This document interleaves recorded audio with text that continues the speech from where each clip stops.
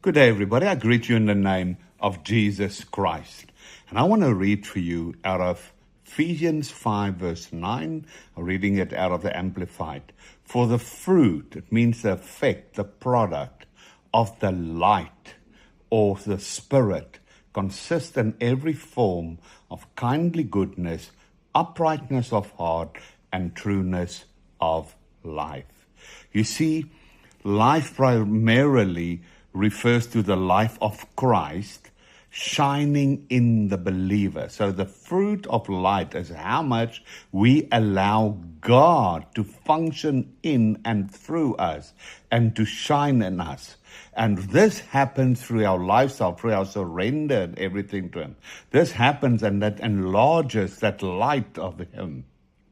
Through baptism, through repentance, through prayer, and through participation in the church, Christians become a child of light and begins to bear spiritual fruit once it participates.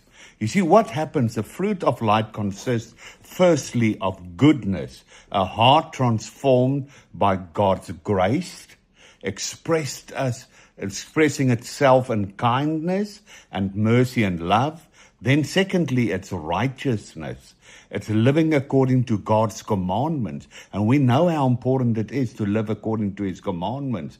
And Psalm 119 states a lot about David asking the Lord to teach him His commandments and to live according to it.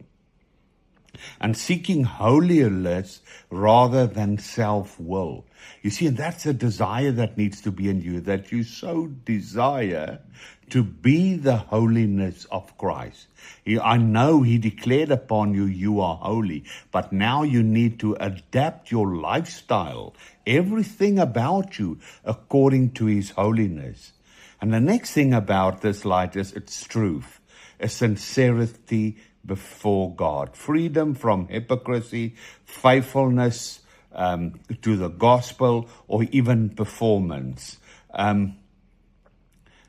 So it frees us from all human effort, and that's where we allow Christ, the light, the Holy Spirit, to function through us. You see, we are there to avoid, not to just avoid evil, but to live in light. And practically it means it's encouraging the cultivation in this fruit of the light. What do I say by that? How do we cultivate it? How do we become the fruit of the light? It's through daily prayer. Have you got a prayerful lifestyle? It's reading and obeying the scriptures, reading and obeying the voices of God, participating in the sacraments, fasting, almsgiving, repentance, love, and service towards each other. You see, it needs to be a desire. You need to have a desire to be the light, because there's no darkness in Christ. And where there's darkness, there's the absence of light. It means an absence of the manifest presence of Yahweh, of God.